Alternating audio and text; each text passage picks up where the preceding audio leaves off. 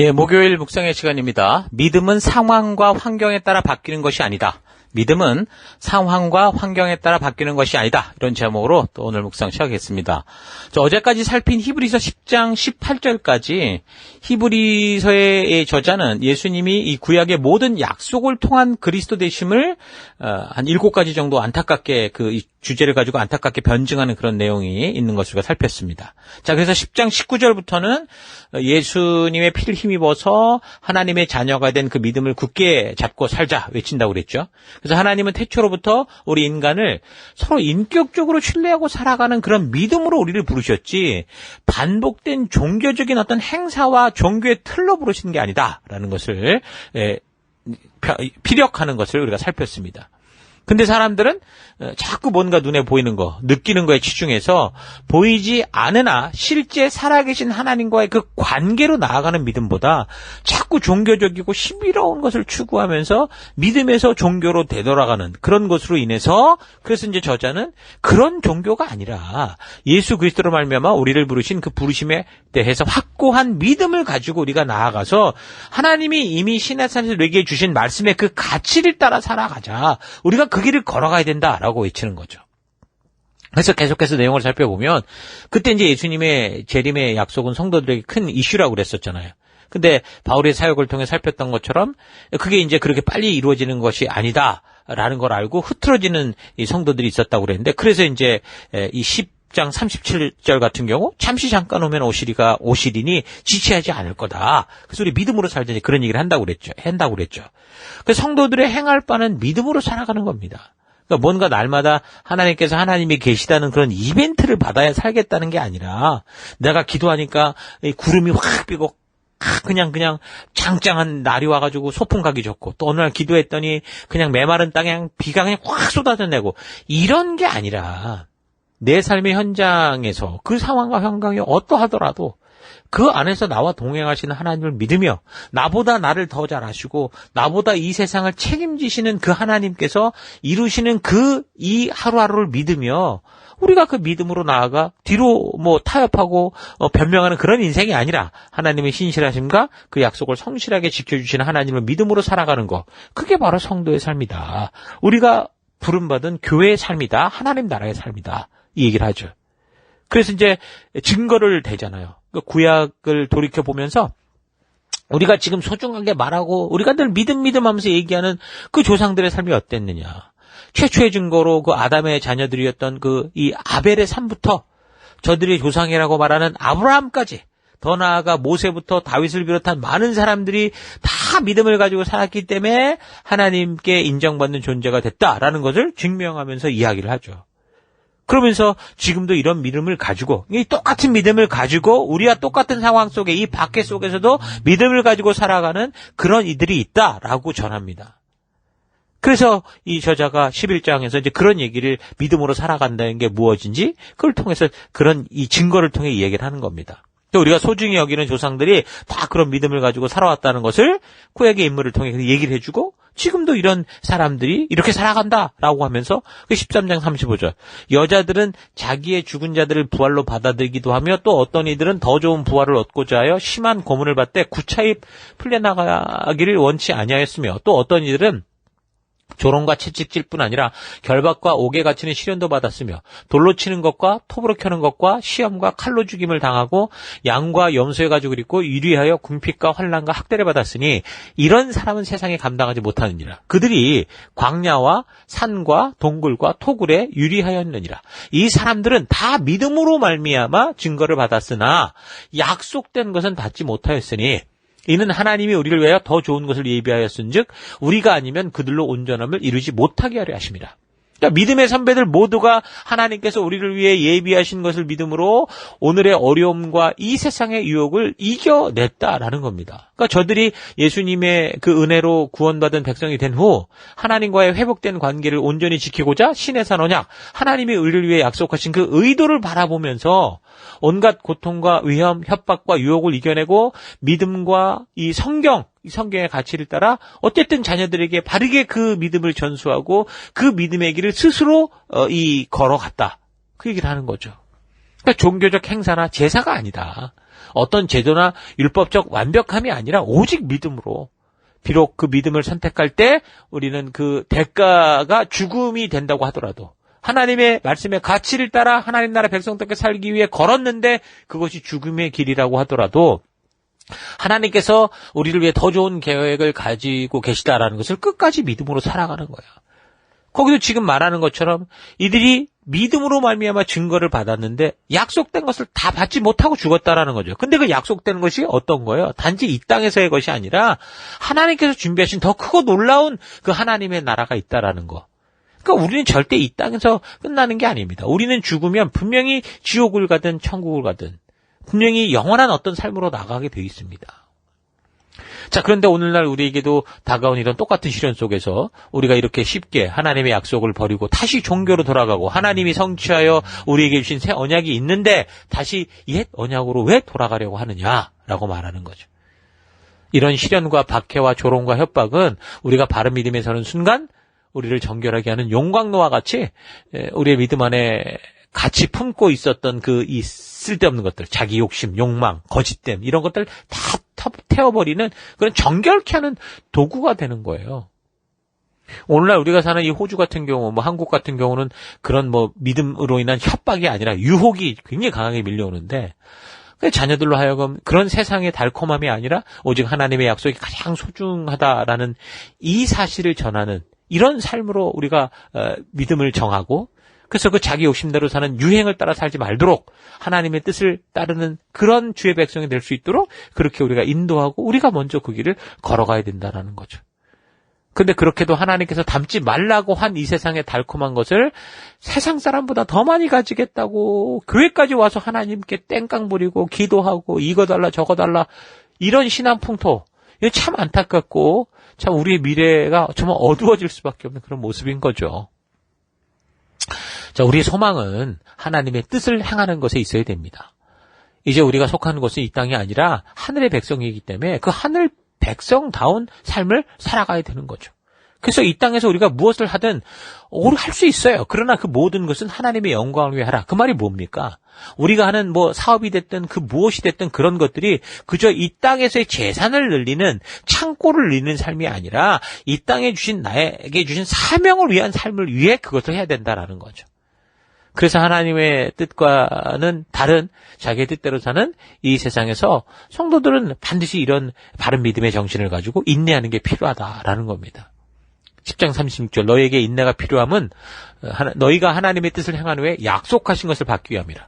이거 중요한 거죠. 우리가 열심히 해서 정말 뭘 했는데 남은 거라고는 이 땅에 다 두고 갈 수밖에 없는 그런 재산, 많은 큰 집 이런 거라면 그 무슨 소용이 있겠습니까? 우리는 하나님의 나라를 향한 소망이 있는 사람들입니다. 그래서 하나님의 뜻을 행한 후에 하나님께서 약속하신 더 놀라운 축복이 있기에 성도는 이 세상에서 즐기는 세상의 것들을 따라가지 않는 것이고 오직 주의 뜻을 따라 인내하며 살아가는 겁니다. 영원한 삶이 있기 때문에 우리는 그 길로 가는 거예요. 그러니까 무조건 참아라라고 말하는 게 아닙니다. 여러분 올림픽에 출전하는 선수들이 먹는 것부터 하루의 일상 시간을 조절하고 참고 인내하며 하루하루를 늘 준비하는 거 아시죠? 4년 동안. 그러니까 성도도 똑같다라는 거죠. 하늘의 영광스러운 축복이 있음을 믿고 그래서 우리가 이 땅에서 무엇이든 할 수 있고 땀 흘릴 수 있으나 그러나 이 땅에서 당장 자기 욕심대로 즐기는 것, 세상의 것에 유혹되지 않고 어떻게 하는 거예요? 하나님의 나라의 가치를 따라 인내하며 살아가는 그런 존재가 돼야 된다. 그래서 믿음이란 이 땅에서 하나님의 뜻대로 살아가는 거라는 거죠.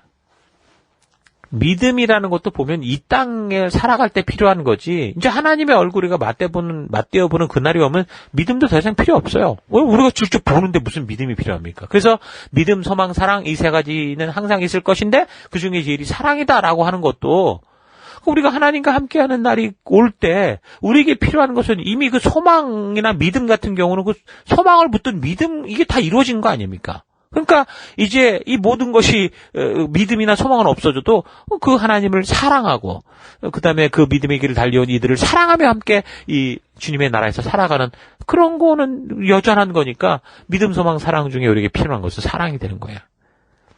그래서 성도는 이 땅을 살아가지만 믿음을 가지고 살아가야 된다는 겁니다. 바른 믿음을 가지기 위해서는 하나님의 말씀, 그 약속, 그 하나님의 뜻을 그래서 바르고 빠르게 알아야 되는 거예요. 이렇게 말씀에 근거한 하나님을 향한 그 분명한 믿음이 있어야 비록 핍박과 환란이 와도 결국 거기서 이제 그거를 피해내려고 구차하게 변명을 하거나 그러지 않고 조금 더 거기서 잘 살고 잘 먹어보겠다고 한 숟가락 더 먹어보겠다고 말씀의 그 길을 외면하는 그런 길에 가지 않고 비록 유리하고 궁핍하며 환난과 학대를 받는다고 해도 하나님께서 약속하신 더 좋은 것이 있다라는 걸 우리가 믿고 알기에 믿음의 길을 걸어갈 수 있는 것입니다. 여러분 꼭 기억하십시오. 잠깐 후면 우리는 그분 앞에 섭니다. 예수님이 오시든 아니면 우리가 먼저 가든 지금의 상황으로는 우리가 먼저 갈 확률이 훨씬 많은데요. 우린 분명히 하나님 앞에 서게 된다는 거 잊지 마십시오. 자, 그래서 이제 12장에서는 지금 여러분들이 겪는 그 고난은 정말 목숨을 내어 놓아야 되는 순교의 자리까지 가진 않은 것 같지만 그러나 성도로서 살아가는 삶에 어려움이 오는 것은 그러나 우리를 순결하게 하기 위한 하나님의 뜻이다라는 걸 말해주죠. 하나님은 우리를 그 자녀로 생각하기 때문에 그 자녀답게 만드시기 위해서 징계도 마다하지 않는 분이다라는 걸 말합니다.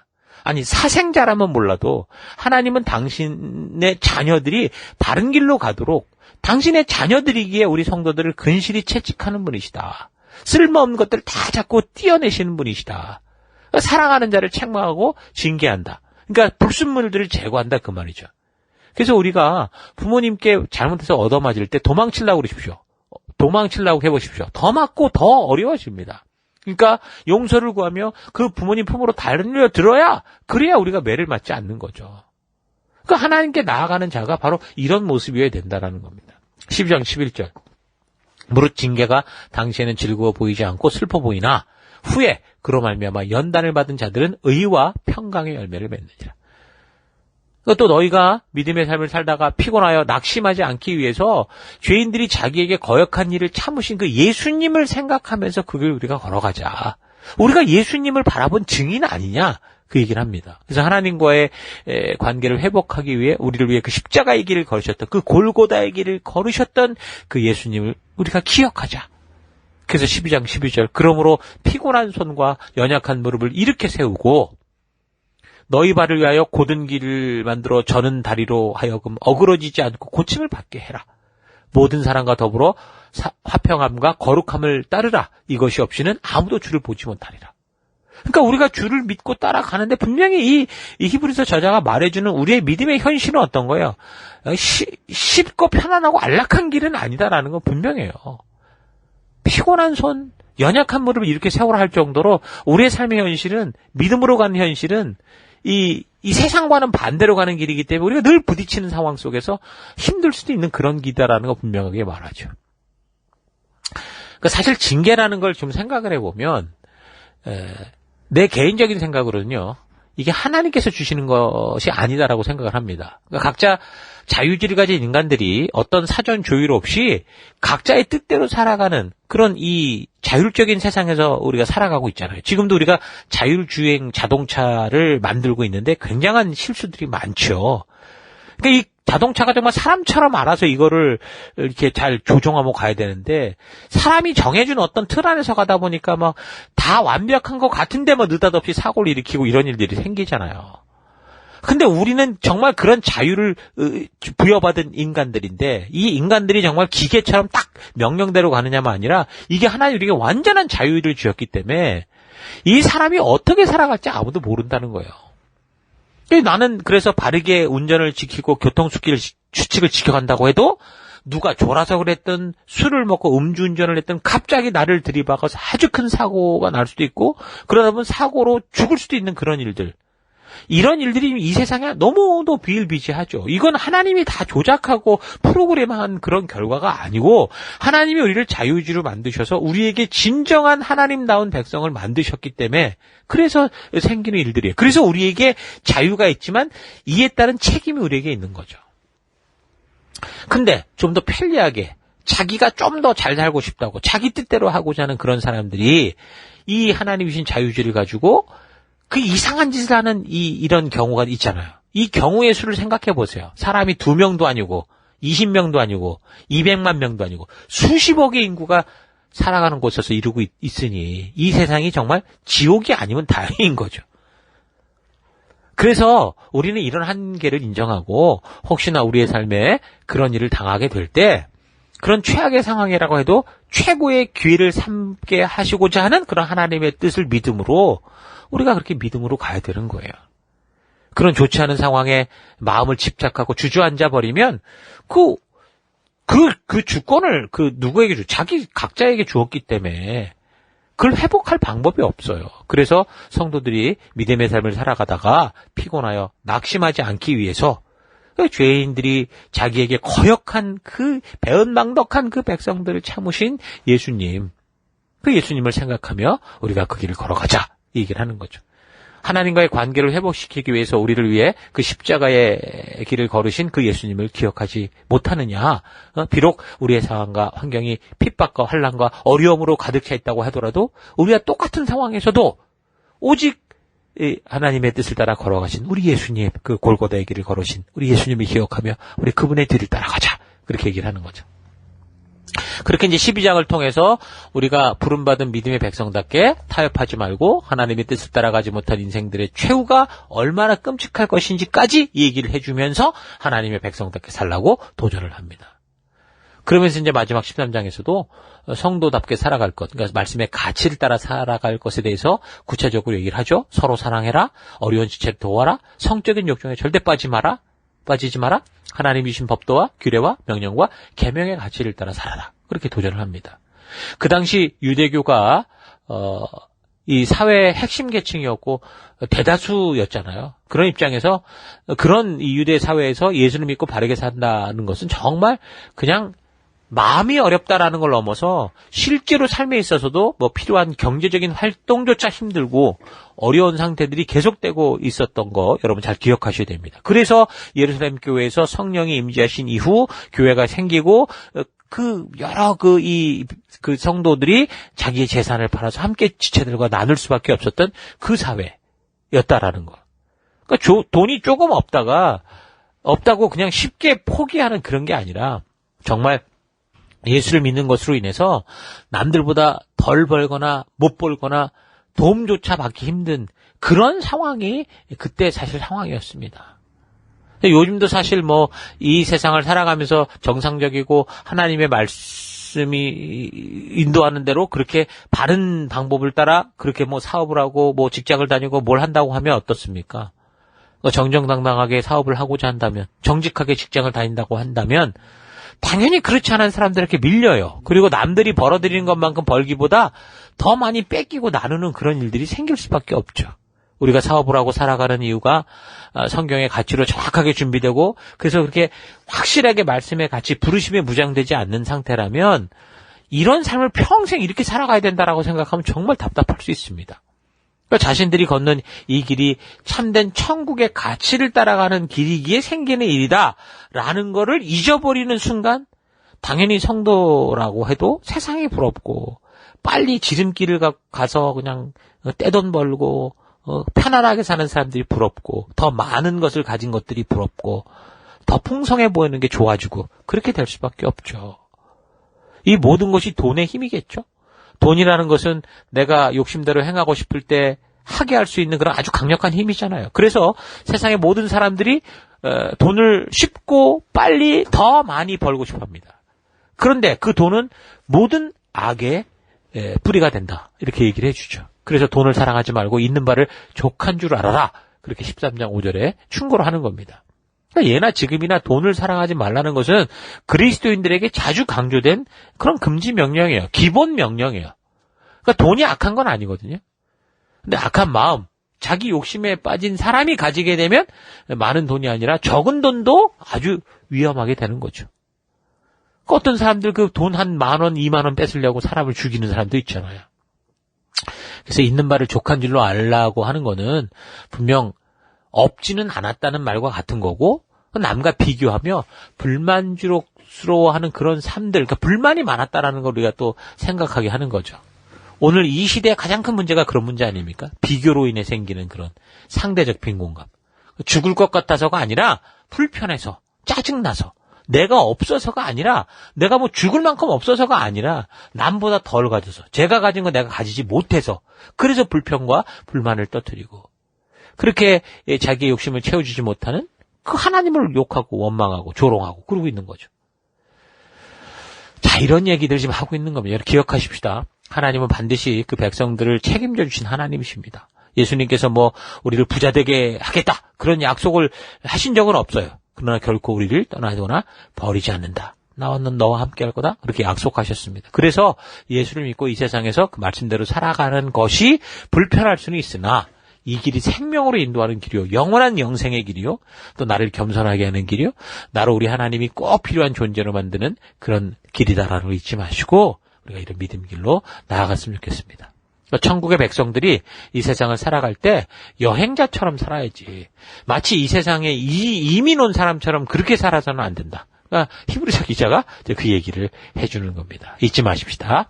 자, 오늘 하루 나는 지금 내가 살아가는 이 세상이 우리 인생의 전부다라고 생각하며 영원한 하나님 나라 그 본향을 잊고 살아가고 있지는 않은가. 좀 우리 차분히 좀 되돌아봤으면 좋겠습니다. 내가 이 세상을 살아갈 때 어떤 존재인지를 인식하는 대로 살아가는 게 사람이요. 그러니까 이 세상을 종착역이다라고 생각하면 여기가 마지막인 것처럼 목숨 걸고 살아가게 될 거고 여기가 중간역이다라고 생각을 하면 마지막 종착역으로 가야 되는 그 자세와 태도를 잊지 않고 살아가게 되는 거 당연한 거죠. 그러니까 성도는 그래서 이 세상이 종착역이 아니라 중간역이다라는 사실을 잊지 말고 살아가야 되는 존재입니다. 그래서 이 세상에서 믿음으로 살아가는 삶은 이 세상을 종착역처럼 여기고 살아가는 사람들과의 삶과 근본적인 안목, 추구하는 가치가 다른 거죠. 여행자들은 자기가 가는 곳을 즐거워하고 기뻐하지만 어느 곳을 가든지 자기가 여행자라는 사실을 알기 때문에 불편함도 감수를 하고 또 최소한의 것으로 언제라도 이동이 편리할 수 있는 그런 상태를 유지하며 살아가죠. 그래서 아무리 싸고 좋아 보여도 이동하기에 불필요한 짐을 산다거나 뭐 사서 쟁여놓거나 그러지 않습니다. 아니 여행을 가가지고 쌀을 100가마씩 사는 사람이 어디 있습니까? 그러니까 여행을 처음 가는 사람의 짐은 거의 이삿짐 수준일 수 있죠. 그러나 여행이 무엇인지 알게 되면 여행을 자주 다닌 사람들의 짐은 점점 더 간소해집니다. 그런 것처럼 우리가 이 땅을 살아갈 때 우리의 천국 본향이 목적이 되어 살아간다면 우리도 그렇게 살 수 있어요. 이 땅의 것에 집착하지 않고 필요한 것만큼만 그리고 더 많은 것이 올 때는 그래서 충분히 낮은 곳으로 흘려보내는 삶을 살 수 있죠. 우리가 신앙을 시작할 때 아직 잘 모르니까 자꾸 뭔가를 많이 챙기고 가지려고 하죠. 그래서 기도를 해도 뭐 이거 달라 저거 달라 뭐 그냥 달라 그냥 뭐냐면 뭐든지 그 달라는 대로 하면 이 지구를 다 가지고도 모자랄 만큼 달라고 그렇게 하잖아요. 그러나 점차 시간이 흘러갈수록 하나님의 진심을 알게 되고 또 이 땅을 살아가는 성도의 본분과 그 가치를 알게 된다면 이제 살아가면서 점점 더 천국 길로 가는 것 외에 불필요한 것들은 다 버리고 간소화해야 되죠. 그래서 예수님도 재물을 이 땅에 쌓고 쟁이고 이러지 말고 천국에 쌓아라 그렇게 말하는 겁니다. 이 본분을 알면 필요한 것만큼만 갖고 조금 전에 말한 것처럼 나머지 흘리면 되니까요.